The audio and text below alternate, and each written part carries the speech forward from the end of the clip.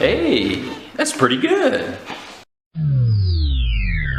The land of Ninjago is, of course, one of the 16 realms as explained during Season 5. For one to gain access to all of the realms, one would need the legendary Realm Crystal. This artifact was buried deep within the tomb of the first Spinjitzu master. He actually died holding it, so we can determine that access to all of the realms is very important to both him and the rest of the characters. There are actually other ways to reach various other realms, such as using the dragons or Klaus's magic, but the Realm Crystal is the most important passageway. It's actually quite amazing to think that what we've seen since 2011 is only one side of the story. As I said before, there are 16 realms, but what exactly are each of those specific realms? Glad you asked. Today I will attempt to go through each of the realms and give my thoughts on them. Let's get into it.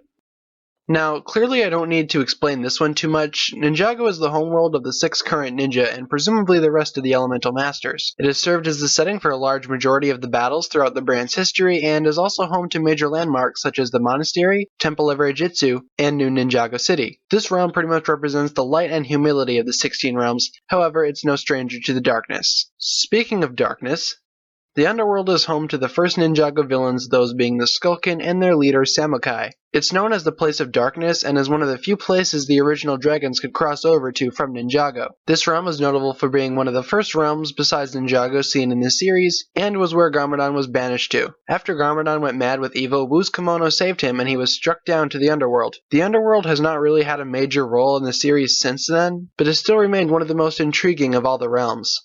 This realm was also a place in which Garmadon went, but this time it was his choice. He traveled into this realm to attempt to harness the ability to control all of the golden weapons at once. He succeeded in his task by growing an extra set of arms and of course gaining the previously stated ability. This realm was home to a few creatures, but the less said about them the better. Anyway, other than these few facts, we really don't know much about this realm other than the fact that, it's a realm. This place is simply magical. That's all I really have to say. This realm is where the fates of every Ninjago character is written. In other words, these people pretty much write all the events from the show. For example, they ultimately determined that Lloyd would become the Green Ninja. Not only do the citizens of the Cloud Kingdom write the fate for those in Ninjago, they also write the destinies of those in other realms. They're basically the brain if the realms were a living body.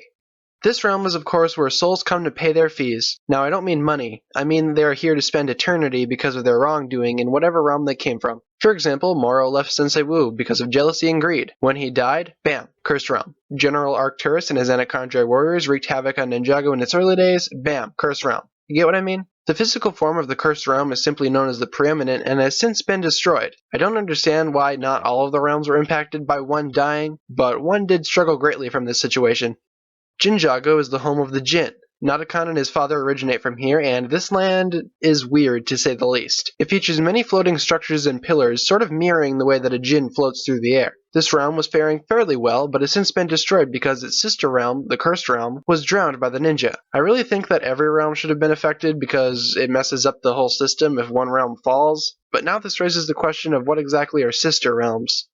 From what I can understand, the Departed Realm is where uncorrupted souls go to rest after they die. Presumably, the first Spinjitzu master is there, Garmadon is there, if he's really dead, and all of the previously killed villains are there as well, but you get the point. We sort of saw more of what the Departed Realm actually is in Day of the Departed, but basically all you need to know is that if they died after the events of Season 5, their soul went there.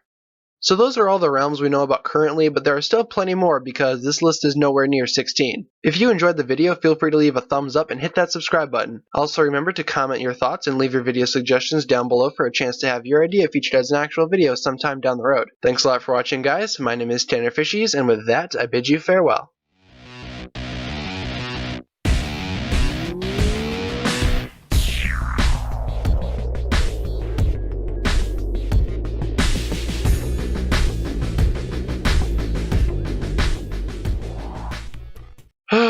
Just finished another video. Wait, what's that? I missed one? Wait, let me see. Shoot, I guess Chima's a ROM. Oh well, nobody will notice anyway.